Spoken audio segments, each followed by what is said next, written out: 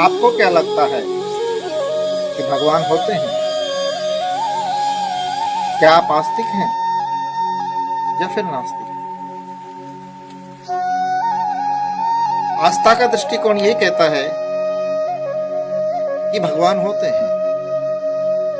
बहुत से लोगों के लिए भगवान पर विश्वास उन्हें आशा, साहस और नैतिकता और उनके जीवन का उद्देश्य देता है।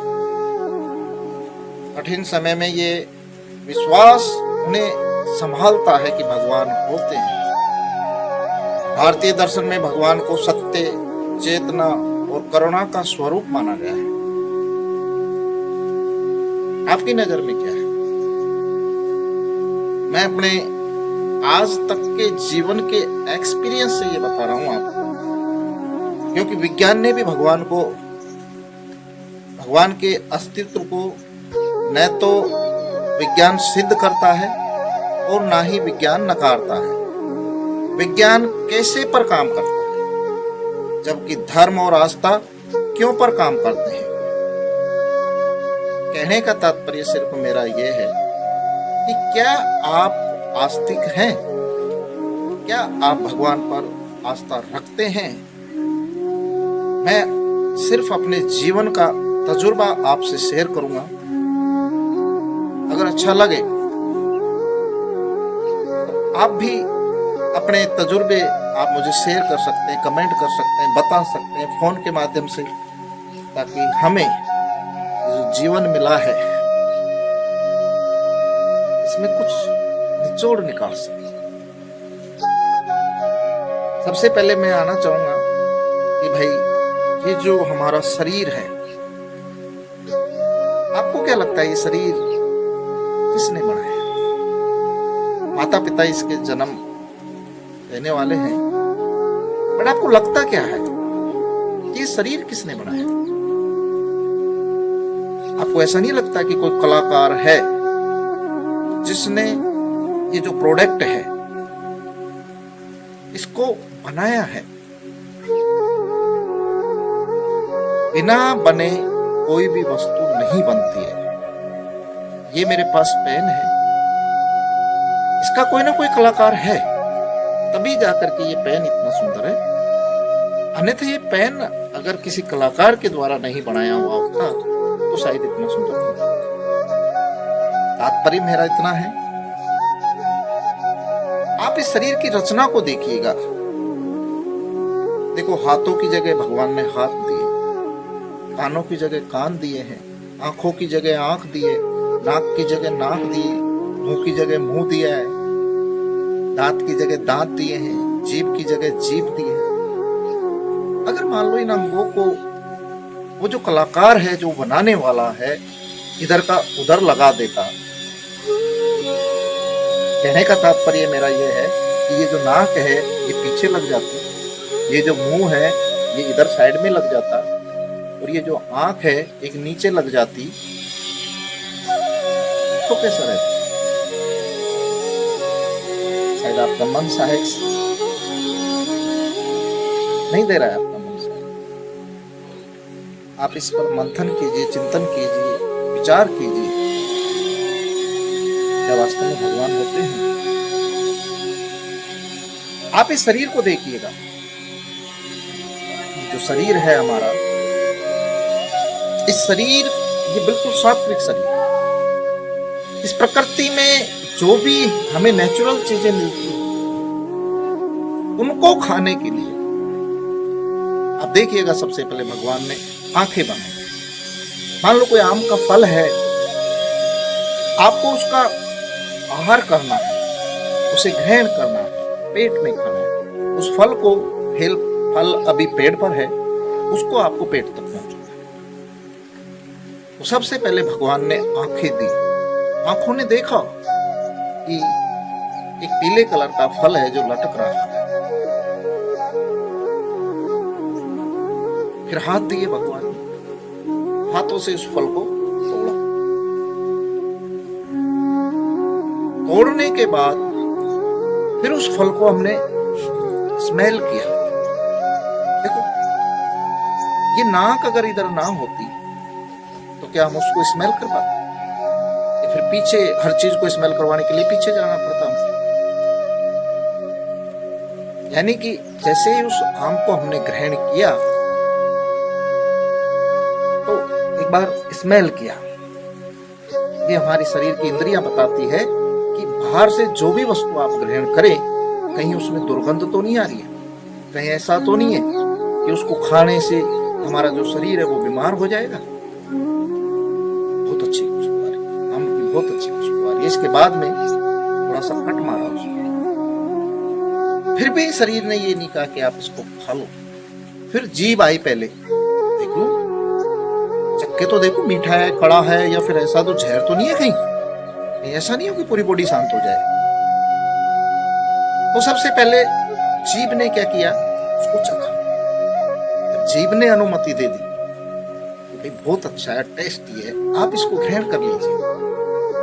फिर हमारी बॉडी तब जा करके उस आम को ग्रहण करती है, उसका स्वाद लेती है, तब जा करके वो कोई भी फल है, फूल है, या कोई भी वस्तु है जो प्रकृति से हम आहार के रूप में अंदर ग्रहण करते हैं, वो हमारे खाने योग्य है कि नहीं है। इस शरीर के अंदर भगवान बैठे। ध्यान कर लेना, आप कोई भी शराब पीते हो, गुटखा खाते हो, दारू पीते हो, बीड़ी पीते हो, सिगरेट पीते हो, या कुछ भी करते हो, दारू पीने वाला व्यक्ति भी जब दारू को पीता है ना, तब नाक बंद करके ऐसे करके पीता है। इट मीन्स ये हुआ कि आपकी बॉडी, आपके जो 5 इंद्रियां हैं, वो उस जो नशीला पदार्थ है उसको लेने से मना कर रही है। ये शरीर आपका मना कर रहा है कि आप इसको ग्रहण ना करें, इससे आपकी बॉडी को नुकसान होगा, लेकिन फिर भी मनुष्य उसको ग्रहण कर लेता है। इसका मतलब यह है कि भगवान हमें समय समय पर बताता है कि बेटा ये काम मत करें, फिर भी मनुष्य वो जो बुरे काम है उनको करता है, कि भगवान आपको साक्षात दर्शन दे करके वो समझाने नहीं आएंगे कि आप इस काम को मत। कोई भी बुरा कार्य यदि आप करोगे तो सबसे पहले जहन में, दिल में विचार आता है, कोई देखा ना देखे या ना देखे, अगर आपको वीडियो अच्छी लगी तो चैनल को सब्सक्राइब करें, फॉलो और लाइक करें, और कमेंट सेशन में लिख करके बताएं कि क्या आप भगवान में विश्वास करते हैं, क्या भगवान होते हैं, क्या आत्माएं होती है। क्योंकि साइंस भी इस चीज को नकारती नहीं है और पूर्णतः स्वीकारती भी नहीं है। क्या ये सत्य है, क्या आप आस्तिक है या नास्तिक, आप कमेंट सेशन में लिख करके जरूर बताएं। जय श्री राम, राधे राम। यदि आप आस्तिक हैं, यदि आप भगवान को मानते हैं, तो हो सकता है मैं भी आपकी तरह एक साधारण मनुष्य हूँ, गृहस्थ जीवन को जी रहा हूँ, अपनी सारी जिम्मेदारियों का निर्वहन कर रहा हूँ। लेकिन क्या पता आप भी मेरी तरह दुखी हो, क्योंकि मैंने उस चीज को महसूस किया है, उस पल को महसूस किया है। क्योंकि पहले मैं भी नास्तिक था, लेकिन कुछ परिस्थितियों वश जब मुझे लगा कि मुझे आस्तिकता की जरूरत है, मैं आस्तिक क्यों बना, तो मैं अपने विचार प्रकट कर रहा हूँ आपके सामने। मेरे लिए भगवान किसी मूर्ति, नाम या रूप तक सीमित नहीं है। भगवान एक चेतना है, एक नैतिक शक्ति है, एक सार्वभौमिक सत्य है जो सृष्टि के कण कण में व्याप्त है। जब मनुष्य कठिन समय में भी सही मार्ग को चुनता है, करुणा को दिखाता है, अन्याय के विरुद्ध खड़ा होता है, वही भगवान का अस्तित्व अनुभव होता है। भगवान पर विश्वास का अर्थ है केवल पाठ पूजा नहीं है, बल्कि कर्तव्य का निभाना है, सत्य का बोलना है, मानवता की सेवा करना है। और भगवान श्री कृष्ण ने श्रीमद् भागवत गीता में भी कर्म योग को बहुत महत्व दिया है, क्योंकि कर्म करो, फल की चिंता मत करो। बार बार इस चीज को बताया गया है। यही विश्वास जीवन को संतुलन और साहस देता है कि कर्म करो, फल की इच्छा मत करो।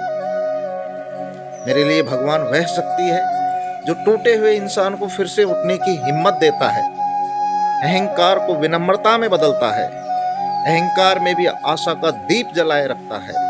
इसलिए मैं मानता हूं कि भगवान बाहर कम और भीतर अधिक है, और उन्हें मानने का सबसे सच्चा तरीका है कि अच्छा इंसान आप बन जाओ। अगर आप अच्छे इंसान बन गए तो आपके जीवन में शांति रहेगी।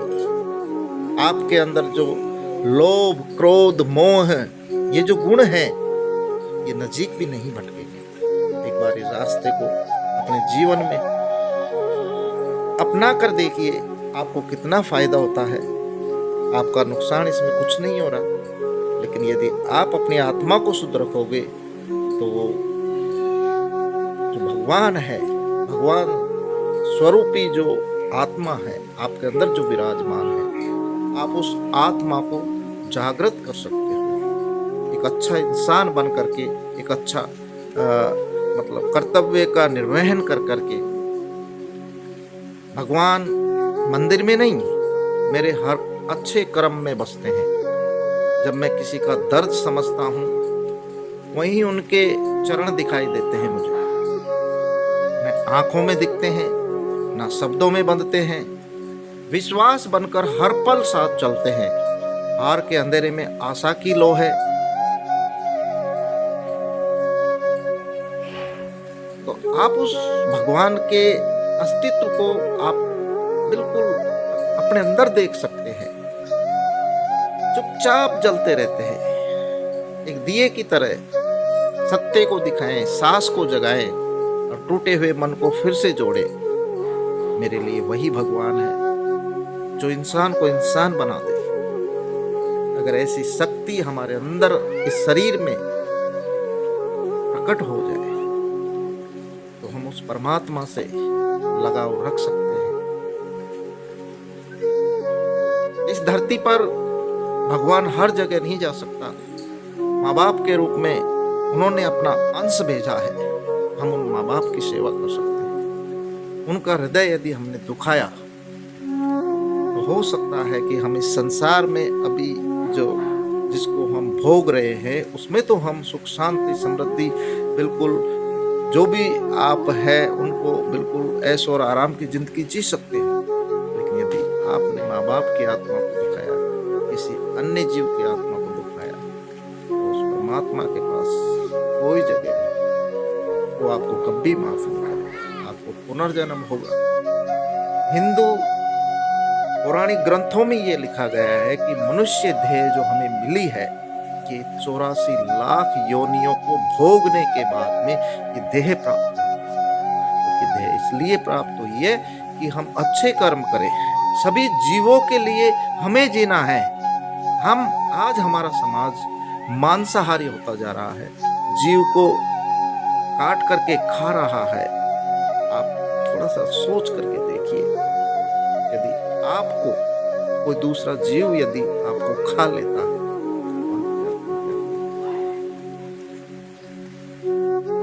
जैसे टाइगर जो है कभी कभी मनुष्य का शिकार कर लेता है, क्या आप उस दुख को देख सकते हैं, महसूस कर सकते हैं उसको? सेम उसी प्रकार से जो भोजन हम मांसाहारी ग्रहण कर रहे हैं, हमारे अंदर उस भगवान रूपी वातावरण को हम बिगाड़ रहे हैं। शराब का हम सेवन कर रहे हैं, नशीले पदार्थों का हम सेवन कर रहे हैं। आप ये सोच रहे होंगे कि ये व्यक्ति इतनी सारी बातें क्यों बोल रहा है? क्या मुझे कोई चैनल चलाना है या मुझे पैसे कमाने हैं? नहीं मेरे भाई, मुझे कोई पैसे नहीं कमाने हैं, मुझे कोई चैनल नहीं चलाना है। मैं आपको मेरा परिचय दे दूं, मैं प्रिंसिपल के पद पर कार्यरत हूँ। बच्चों को अच्छी शिक्षा देना मेरा धर्म कर्म है, और मैंने इंग्लिश से MA किया हुआ है, PhD मैंने कर रखी है।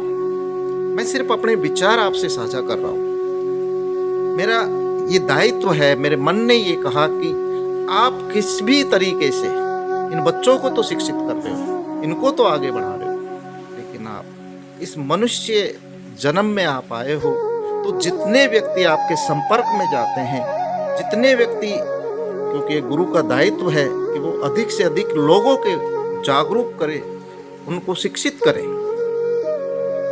मैं इस चैनल के माध्यम से आप सभी को ये मेरी बात आप तक पहुंचाना चाह रहा हूं। सबसे पहले अपने हृदय को साफ सुथरा कीजिएगा। माँ बाप की, परिवार की, बहन की, भाई की, अन्य मानव जाति में जितने भी जीव हैं उनके प्रति दया का भाव अपने अंदर प्रकट कीजिएगा। उसके बाद में ये सारी चीजें संभव हो सकती है। आप एक अच्छे इंसान बन सकते हैं। और यदि आप के अंदर वो भगवान मौजूद है तो आपके मुंह से कहे गए हर वचन, हर शब्द साक्षात हो सकते हैं। मैं पिछले 20 साल से कुछ दुख भोग रहा हूं। मेरे शरीर में कोई आत्मा आती है, मैंने वो महसूस किया है वो चीज कि मेरे शरीर पर किसी का कंट्रोल हो सकता है। मैं पढ़ा लिखा इंसान हूं, इन चीजों में विश्वास नहीं करता था, बट लेकिन जैसे ही मैंने देखा कि जब वो आत्मा मेरे अंदर प्रवेश करती है तो बिल्कुल मुझे कोई पता नहीं है। इसका मतलब कोई बाहरी वातावरण से ऐसी शक्ति हमारे अंदर प्रवेश करती है और वो अमूमन हमको अचेत कर देती है और वो उसके कंट्रोल में शरीर को कर लेती है। इसका मतलब ये हुआ, वैसे इस समस्या का समाधान पिछले 2-3 साल से मेरा हो चुका है। मेरे घर की प्रॉब्लम थी, मेरे घर के देवी देवता, लेकिन ये सारी बात हुई कैसे? जब मैंने अपना हृदय साफ किया, सुथरा किया, कोमलता दिखाई, दया अंदर आई, जब ये शक्ति जो है ऑटोमेटिक साक्षात हुआ है शक्ति से। हो सकता है मेरी वाली प्रॉब्लम मेरे दर्शकगण जितने भी मुझे देख पा रहे हैं, हो सकता है आपसे ये रिलेटेड आपके भी इस तरीके की कोई समस्याएं हो सकती है।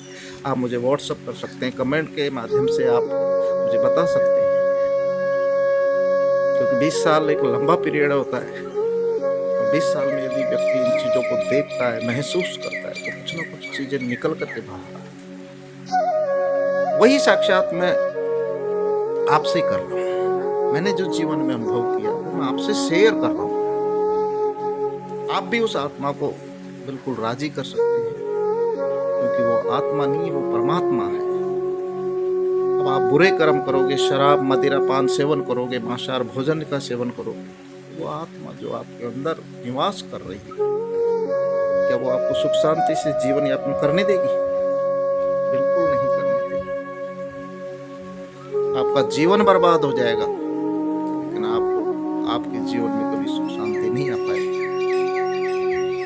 इसलिए मेरा कहना आप सभी से हाथ जोड़ करके मेरा निवेदन है, यदि आप इस तरीके की समस्या से जूझ रहे हो, इस कलयुग में आपको रोग बहुत मिल जाएंगे, रोगी बहुत मिल जाएंगे, लेकिन उनका समाधान करने वाला समाधान इसलिए नहीं होता क्योंकि पहले के जो व्यक्ति थे, पहले आपको पता है साधु संत की जो वाणी होती, जो मुंह में से निकल जाता था वही सत्य सिद्ध हो जाता। आजकल वो इंसान नहीं रहे।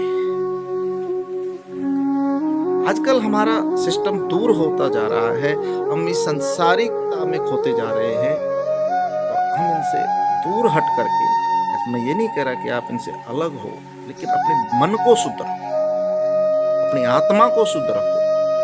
क्योंकि आप यदि करोड़पति भी बन जाओगे, करोड़ रुपए भी कमा लोगे, तो कौन सा पहाड़ उखाड़ लोगे? खाली हाथ आए हो, खाली हाथ जाओगे। ना कोई साथ लेकर आया है, ना कोई साथ लेकर जाएगा। मेरा सभी से अनुरोध है, ये वीडियो जहां तक जितना अधिक हो सके शेयर करो, ताकि लोग अपने अंदर जो अहंकार रूपी वातावरण हमारे शरीर के अंदर बना हुआ है, उस अहंकार रूपी वातावरण को हम हटा सके। वो तभी हट सकता है जब हमारे अंदर दया पैदा हो। वीडियो यदि आपको अच्छी लगी हो तो चैनल को सब्सक्राइब करें, लाइक फॉलो और अधिक से अधिक इस वीडियो को शेयर करें ताकि लोग इससे कुछ सीख सकें। जय श्री राधे राधे, जय बजरंग बली बाबा की। आप सभी को मेरा दंडवत